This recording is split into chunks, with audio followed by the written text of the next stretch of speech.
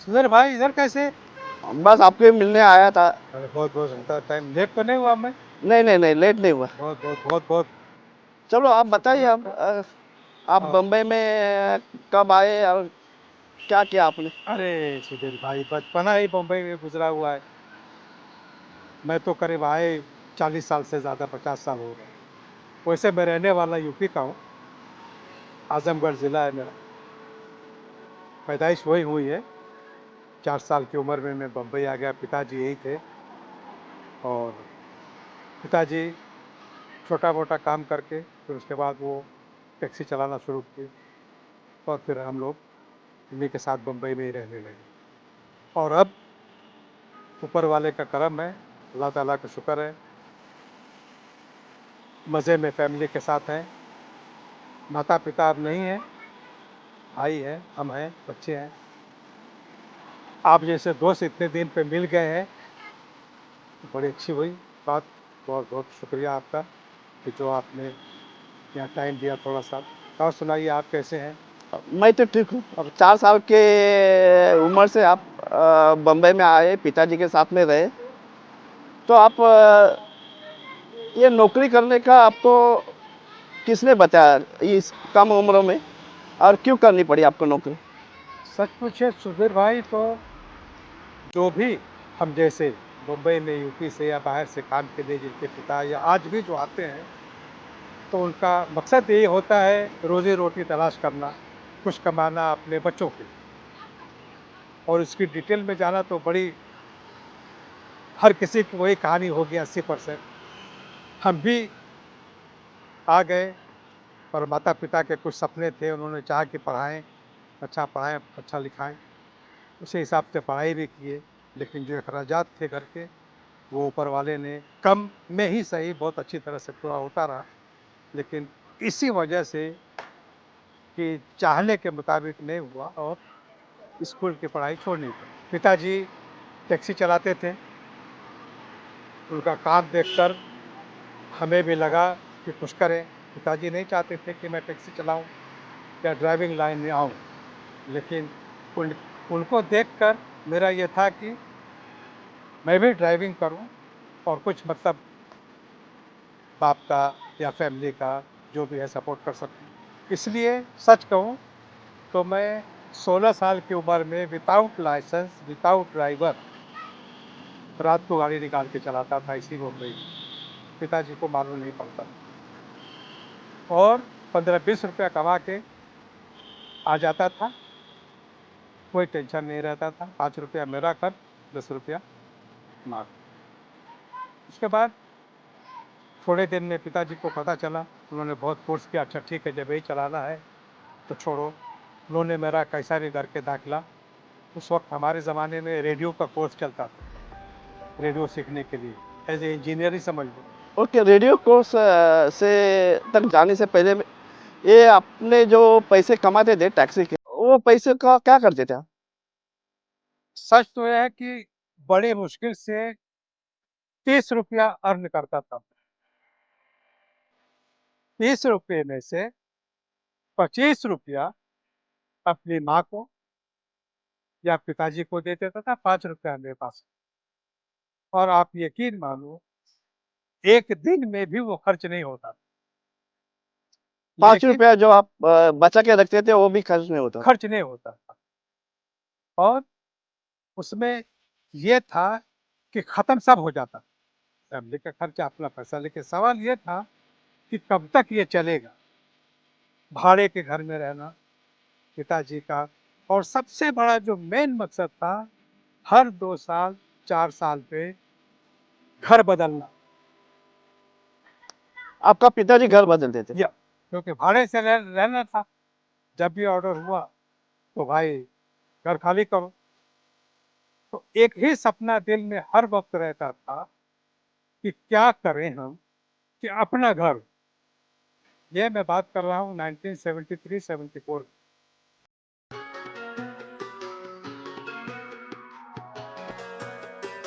उसी बीच पिताजी का शौक पढ़ाने का बहुत था, लेकिन पढ़ाई नहीं हुई।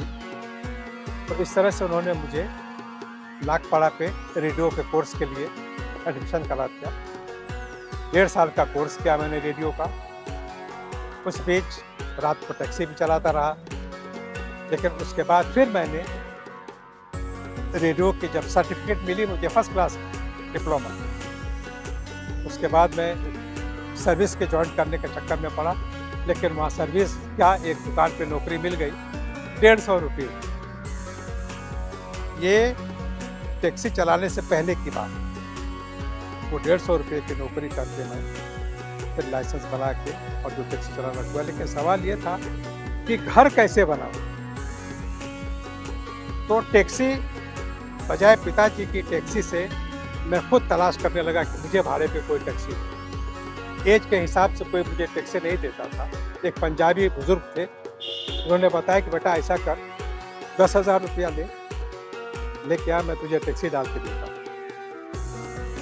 तो उसका छोटे से या यूँ कहे कि शॉर्ट में ये है कि वो 10,000 रुपया मैं मुंबई में कहाँ कहाँ नहीं भटका। तो ये नियत कर लिया कि उस वक्त 10,000 में बाहर जाते थे। तो जब 10,000 नहीं मिला तो किसी से कह के 10,000 नहीं मिला तो रेडियो का काम दिन में करके फिर रात को टैक्सी निकालता। इस तरह करके मैं 5-6 हज़ार रुपया जमा किया और 3-4 हज़ार किसी एक चाहने वाले ने दिया, और इत्तेफाक से मुझे कोई ऐसा ही मिल गया गाड़ी में, टैक्सी में, कि जिसने मुझे ऑफर किया कि चलो मैं तुम्हें लेकर चलता हूँ, और मैं चला। तो उस दौरान आपके पास अपना घर था? नहीं, भाड़े पे ही रहते थे, पिताजी के साथ ही रहते थे। तो आप बाहर जाने से पहले सांताक्रूज में ही रहते कि और कहीं पर घर? नहीं, सांताक्रूज में रहते थे। वैसे पिता के दौर में तो हम कुर्ला में रहे, पॉटनगिरी में रहे, और ज़्यादा करके बचपना हमारा भिंडी बाज़ार में गुजरा, डोंगरी पे। वहीं से पिताजी गाड़ी चलाते थे। वहाँ से फिर सांताक्रूज आए, सांताक्रूज से फिर कुर्ला आए, और फिर गुजरता गया तो सब कुछ पीछे छूटता गया। तो पिताजी कब बंद किया गाड़ी चलाना? पिताजी तो एजेड हो जाने के बाद उनको पैरालाइज हो गया, थोड़ा सा हवा लग गई, उसको बोलते हैं पैरालाइज। उसकी बिना पर उनको एक काम छोड़ना पड़ा और वो घर पे बैठ गए। और माता जी थी घर पे, भाई बहन, हम सब पूरा परिवार हमको लेकर के बम्बई में रहते थे। वैसे आजमगढ़ में घर है, हर चीज़ है, वहाँ था, लेकिन सिर्फ काम के लिए यहाँ हम रहना शुरू किए। और फिर उसी तरह से हमने भी यहीं कुछ न कुछ करने की चाह में बाहर तक चले आए। और बाहर आने का मकसद ये था कि वो 300 रुपये की ड्राइंग की नौकरी करके और 150 रुपये की रेडियो रिपेयरिंग का जॉब कर, फिर उसके बाद रात को 20 या 25 रुपया रोज़ कमाना, मतलब महीने का 900 रुपया या 800 रुपया कमाना, सब मिला के कम से कम 1,000-1,200 रुपया हो जाता था, लेकिन बहुत अच्छी तरह। लेकिन सारा मसला घर का था कि घर और बच्चों को कैसे पढ़ाए लिखाए। इसके लिए फिर एक ऊपर वाले ने हमदर्द भेजा, उसने बता दिया कि चलो मैं तुम्हें ले चलता हूँ। उसने को ड्राइविंग देख करके मेरी खुश होकर गाड़ी में बैठे थे, और उस बेचारे ने मुझे रास्ता बताया। ये हकीकत का स्ट्रगल था। तो 5-6 हज़ार रुपया बच गया था। तो उसी तरह से टैक्सी में बताया जैसा कि मैंने, कि एक साहब मिल गए कुलाबा से सांताक्रूज जाने के लिए, सऊदी से आए थे कुछ एम्प्लॉयज़ लेने के लिए, जिसमें ड्राइवर भी थे, 5-6 आदमी की ज़रूरत थी। मुझे उन्होंने जल्दीबाजी में हायर किया, मैं लेके पहुंचा दिया उनको सन एंड सन होटल में। वहाँ उन्होंने मुझसे कहा कि सऊदीया जाना है, चलो मेरे साथ। मैंने कहा बिल्कुल चलूँगा। तो उन्होंने बताया कि ठीक है, 8-9 हज़ार रुपया लगेगा, 10,000 का इंतज़ाम कर दो, मैं लेके तुम्हें ड्राइवर के वीज़े में छोड़ देता।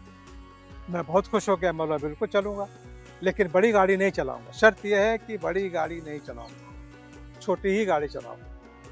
तो आप जो पैसा टैक्सी के लिए रखा था वो आपने बाहर जाने के लिए यूज़ किया?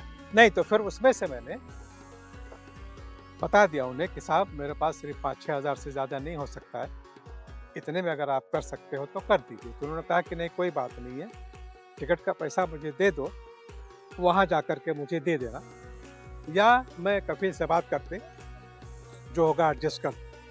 तो वो 10,000 रुपया भी मेरा नहीं लगा, और हो सकता है वो जो साहब थे उनको फ्री में रहा हो या जो भी रहा हो, बहरहाल वो पैसा मैंने घर पे दिया पिताजी को और अपने जाने का प्लान मैंने बना लिया। तो आपने इतना इतना भरोसा कैसे किया उसके ऊपर? उसके ऊपर इसलिए भरोसा किया कि अब ये नहीं बताऊंगा, वो भी यंग थे, जिस हिसाब से उन्होंने कहा उन्हें अर्जेंट में जाना था और पुलावा से उन्होंने कहा कि मुझे सांता क्रूज सन स्टेशन इतने बजे पहुंचना, और बड़ी इंटरेस्टेड कहानी है। और रात के 7 या 8 बज रहे थे, उन्होंने बोला मेरी 10 बजे मीटिंग है सन। मैंने कहा कोई बात नहीं, बैठिए, चलो चलो। और मैं उन्हें किस तरह से कैसे सही सलामत, ऊपर वाले का करम था, 9:30 पौने 10 बजे सन में छोड़ दी। और इतनी सी बात पे वो खुश होने पर उन्होंने कहा कि मैं आपका टेस्ट भी नहीं लूँगा, कोई टेस्ट नहीं होगा, कोई नहीं होगा, और आपके लिए मैं सऊदी में अपने कफील यानी जो अरबाब होता है, जिसको कफील कहते हैं, कफील के पास यानी अपने सेठ के पास आपके लिए ड्राइवर के लिए लेके जाऊंगा। और 2 ड्राइवर चाहिए मुझे, लेकिन मैं आपको उसके तो वो पहले चले गए और बाद में आपको उन्होंने बुलाया, बराबर? तो नहीं, तो उसमें वो शर्त ये थी कि उन्होंने बताया कि ऑटोमेटिक गाड़ी जानते हो क्या? तो मैंने कहा कि नहीं, ऑटोमेटिक गाड़ी तो नहीं जानता हूँ, चलाया नहीं हूँ कभी। हाँ, चला सकता हूँ। तो ये भी एक बड़ी अजीब कहानी है, जो कि किसी को इससे कोई, मैं इनोसेंट में बात कर रहा हूँ, कोई वो नहीं है। सेंचुरी बाजार में एक गैरेज, मिस्टर रोमियो नाम, वहाँ पे आज के महान नायक अमिताभ बच्चन साहब की गाड़ी रिपेयरिंग के लिए या सर्विस के लिए कभी कभी आती थी। कुछ इत्तेफाक ऐसा हुआ कि टैक्सी के काम से मैं वहाँ था, उधर से गुजरा, तो वो देखा मैंने, गाड़ी उनके पास क्रेसिडा गाड़ी थी, ब्लैक कलर कि गैर कैसा होता है, कहाँ होता है, चलाया मैंने नहीं। तो मैंने उनसे कहा कि हाँ देखा हूँ गाड़ी, लेकिन मुझे 1-2 दिन की ट्रेनिंग हो जाएगी तो कोई मसला नहीं। और वो साहब ने मुझे सऊदिया लेके चले गए।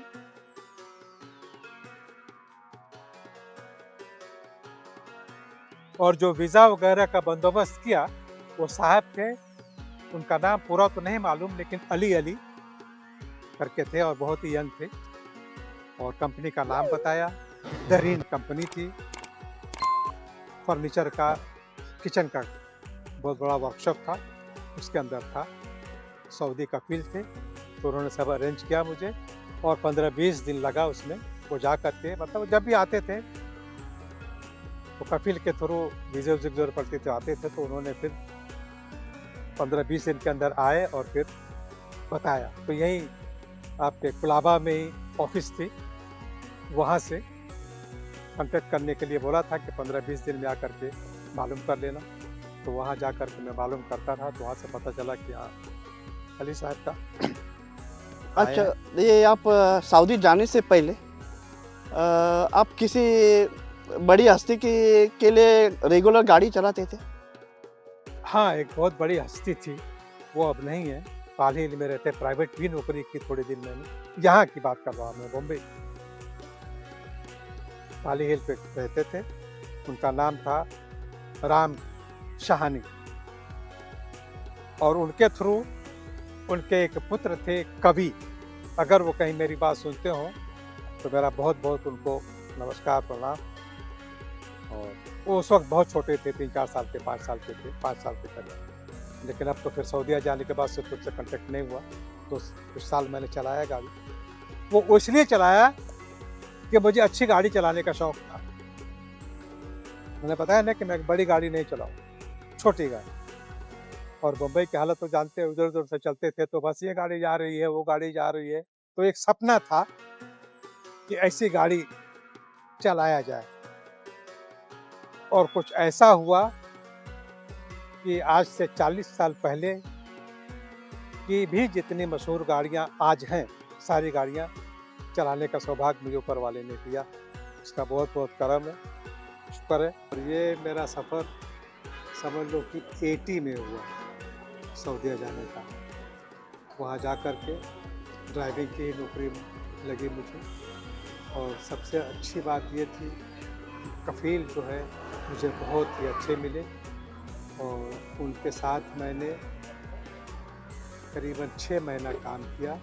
उसके बाद उन्हीं के रिलेशन में सऊदी, जो वहाँ के शेख थे, छोटे शेख, उनके ही एक करीबी, जो वहाँ के, जिसको वहाँ पे अमारत रियाद कहा जाता है, हम यूँ कह सकते हैं गवर्नर हाउस, वहाँ के असिस्टेंट डिप्टी गवर्नर के सेक्रेटरी थे। वो, उनके साथ इत्तेफाक हुआ हमारी गाड़ी में बैठने का, तो उन्होंने मुझे, वो अपने रिश्तेदार के थ्रू मुझे हायर कर लिया कि आप मेरे यहाँ आ जाओ, मुझे अपना ड्राइवर दे दो।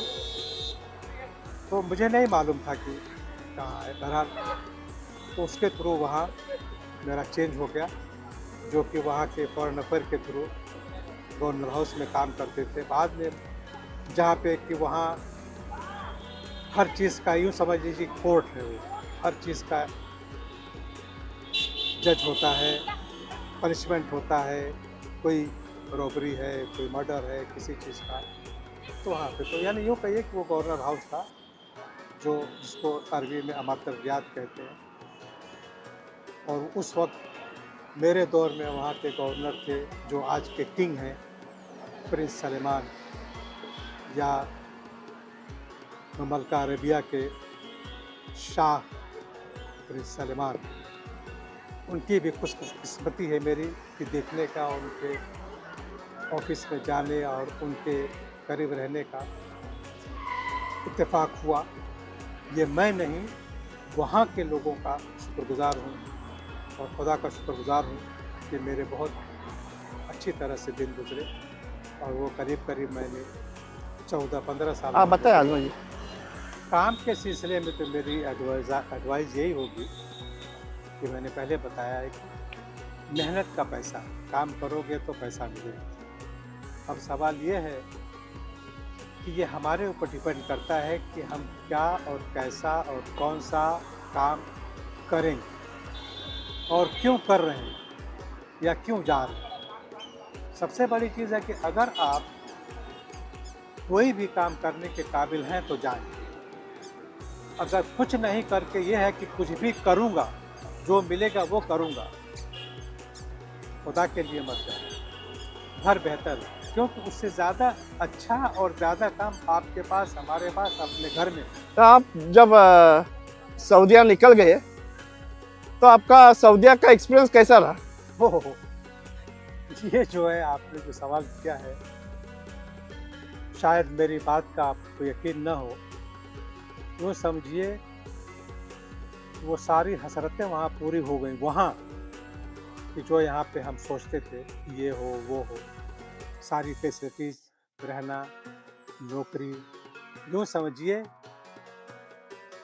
कि एक महल हो सपनों का, इस तरह की ज़िंदगी वहाँ अल्लाह ताला ने या ऊपर वाले ने या गॉड ने हमारी नौकरी में दिया, और हम बहुत थैंक्स हैं इस मुल्क का, वहाँ का, और वहाँ से ही हमारा आना हुआ दुबई। वहाँ से फिर उन्हीं अरबाब के थ्रू हम दुबई आ गए, जो एम्बेसडर बन के आए हमारे साथ, सऊदी के एम्बेसडर हुए, उनके साथ हम ड्राइवर की तरह आए, और वहाँ पर भी हमने 10 साल निकाला। उनके साथ तो सिर्फ 3 साल, लेकिन 10 साल हमने एम्बेसी में काम किया, और वहाँ पे भी बहुत ही अच्छी तरह से रहे। अच्छा, ये दुबई आने से पहले हम थोड़ा पीछे जाते कि आपका जो रेंटेड घर था वो आपने कब खरीदा? ओह, ये तो जाने के 2 साल के अंदर ही हमने खरीद लिया। जब हम यहाँ अपनी फैमिली को छोड़ के गए तो रेंट पे ही थे, लेकिन वहाँ से बातचीत करके हमने उसको 2 साल के अंदर ही, यानी 82 या 83 के बिगिनिंग में ही हमने दे दिया था वो घर। क्या एक रहने का जिसको आप यहाँ के हिसाब से झोपड़ा कहिए, हमारे लिए आशियाना था, हमारे लिए एक बहुत बड़ा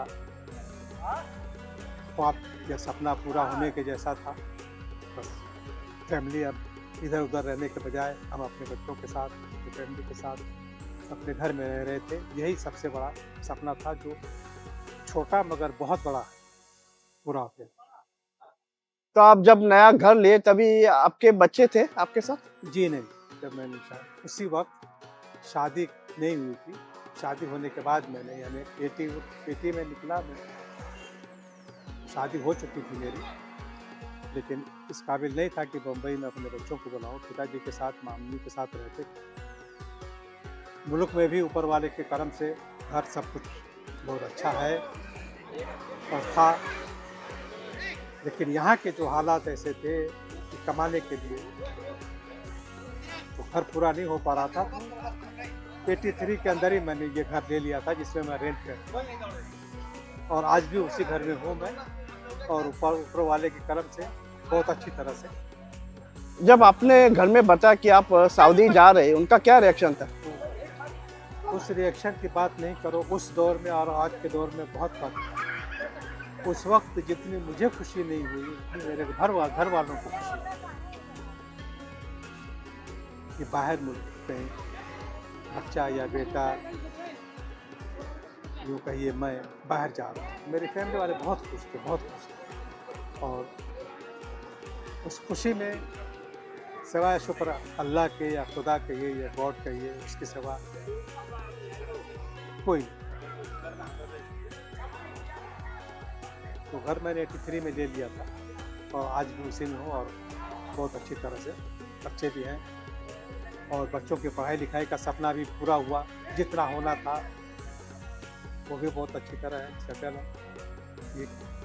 क्योंकि वहाँ से सऊदीया से फिर मुझे उन्हीं के थ्रू यूएई अबू धाबी जाना हुआ।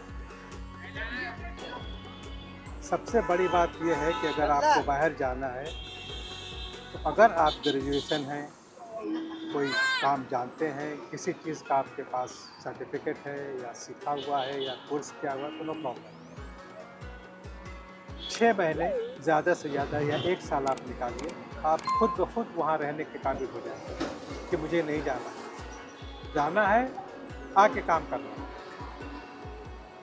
लेकिन जब कुछ मालूम ही नहीं और ये करके कि वहाँ जाके सब कुछ कर लूँगा, तो ये 100% है कि कुछ नहीं करूँगा। इसलिए अपना टाइम बर्बाद मत करो, और अगर सब कुछ करना है तो वहाँ जा कर के कुछ भी करो, लेकिन कम से कम 1 साल करो।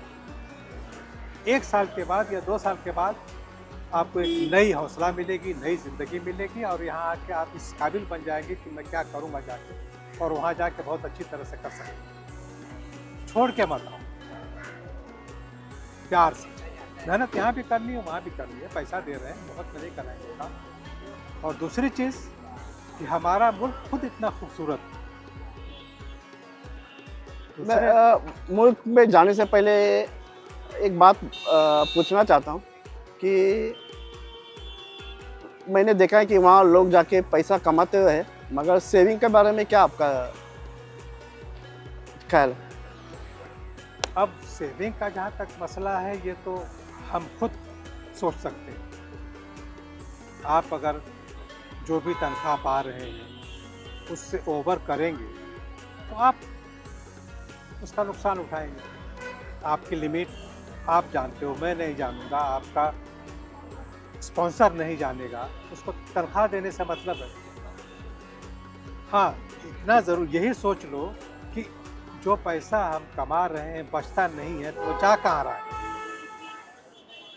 हम कमा के उसको खर्च कर रहे हैं। क्यों खर्च कर रहे हैं? इसलिए कि हमारे पास है तो खर्च कर रहे हैं। यहाँ आके क्यों नहीं करते? इसलिए कि कुछ नहीं है तो नहीं कर रहे हैं।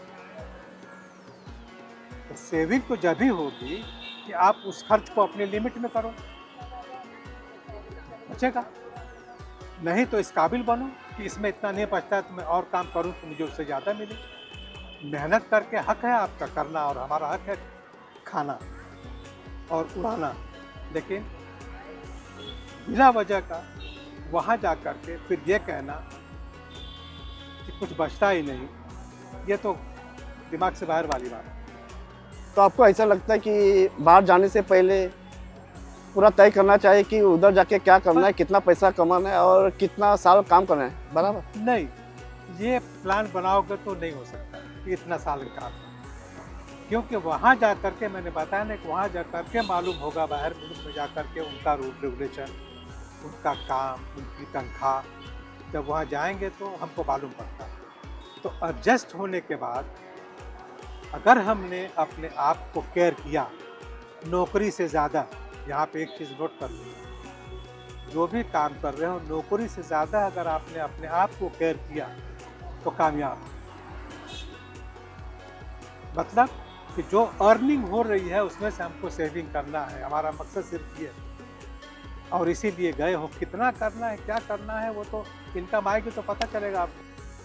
तो आप अभी इतने साल बाहर काम किए, अभी रिटायर होके इंडिया आके अपने पोतों के साथ ज़िंदगी गुजार रहे। आपको ऐसा कुछ लगता है कि आपको कुछ करना था और वो अभी पूरा नहीं हुआ आपका सपना? नहीं, सपना कभी पूरा नहीं होता। सपना देखने की आदत डालो। अगर आपने अच्छा सपना देख लिया तो वही बहुत। अगर आपके मौखिक सपना नहीं है और आप अपने सपने से खुश नहीं है तो उसको भूल जाओ। सपना भी एक ऊपर वाला खुशी के लिए देता है। नहीं मिली तो सपने में मिली। हाँ, अब रहा ये सवाल कि सपने को आप हकीकत में बदलो। सपना सपना होता है। तो आपने कैसे बदला हकीकत? तो मैंने हकीकत में इसलिए बदला कि मैंने जितने सपने देखे थे वो वहाँ जाके भूल गया। सपने से ज़्यादा किया मैंने। अरे एक गरीब आदमी का छोटा सपना हो, गरीब आदमी को कहने की बात है कि बड़े-बड़े सपने हो। नहीं, गरीब आदमी के छोटे सपने होते हैं और छोटे-छोटे सपने मिलके बड़ा सपना बनता है। तो वो खुद नहीं समझ पाता है, दूसरे कहते हैं कि वाह! क्या बनाया, जबकि बनता कुछ नहीं, उसने अपनी मेहनत से बनाया हुआ है। तो फिर एंड में उसको कुछ बनाने की हसरत ही नहीं रहती। सब कुछ तो है लाइन से उसकी। अच्छा बच्चे खा रहे हैं, पढ़ रहे हैं, रह रहे हैं, बच्चों का काम है, बच्चे करेंगे। बाकी तो ऊपर वाला जो देना है उतना ही दे। आपने किस काबिल अपने बच्चों को बनाया है, उतना वो करेगा। तो हमने जो किया वो अपनी मेहनत के किया और ऊपर वाले ने किया। आज जो करेंगे बच्चे मेहनत से नहीं, जो स्ट्रगल पढ़ाई-लिखाई में किए हुए, उनके थ्रू उनको ऑटोमेटिकली आएगा पैसा। मेहनत नहीं करने की ज़रूरत। हमको लगता है कि बहुत मेहनत का काम है, बच्चों के लिए भी मेहनत का काम नहीं, लेकिन शर्त ये है कि हम अपने बच्चों को पढ़ाएँ-लिखाएँ, वो काम करने के काबिल बनाएँ। हमारे दौर में मेहनत मज़दूरी करने का काम तो हमने किया। हाँ, उसमें और बात है कि कम या ज़्यादा तकलीफ़ हुई, वो दूसरी बात है। लेकिन आज 30-35 साल, 32 साल निकालने के बाद आज देखो घर पे बैठे हैं, अल्लाह का करम या जो भी कहिए आप, भगवान का या गॉड का करम है, कुछ करने की तमन्ना नहीं है और ऐसा लग रहा है कि कुछ किया ही नहीं हमने। तो आपने जो 10,000 का सपना देखा था उसका तो क्या फ़ायदा हुआ? उसका मसला ये हुआ कि कुछ ऐसा हुआ कि 10,000 के चक्कर में हमने 10 दुनिया देख ली। कहने का मतलब 10 नए-नए लोग देखे। तो हमसे ज़्यादा बड़ी प्रॉब्लम तो दूसरों की थी और वो 10,000 अभी तक नहीं। तो वो 10,000 का सपना अभी भी बाकी है। वो अभी भी बाकी है, लेकिन आज ये हालत हो गई है या इस जगह आके बैठ गए हैं कि अगर वो हो भी तो हम करने के काबिल नहीं। तो कहने का मतलब कि सारे सपने पूरे हो गए। 10,000 की वैल्यू आज किसी सपने के लिए नहीं होती, मेहनत के लिए होती। अगर आपने किसी से 10,000 कर्ज लिया है अपनी कुछ स्ट्रगल करने के लिए तो उसको उसी में लगाओ, आपका सपना पूरा हो।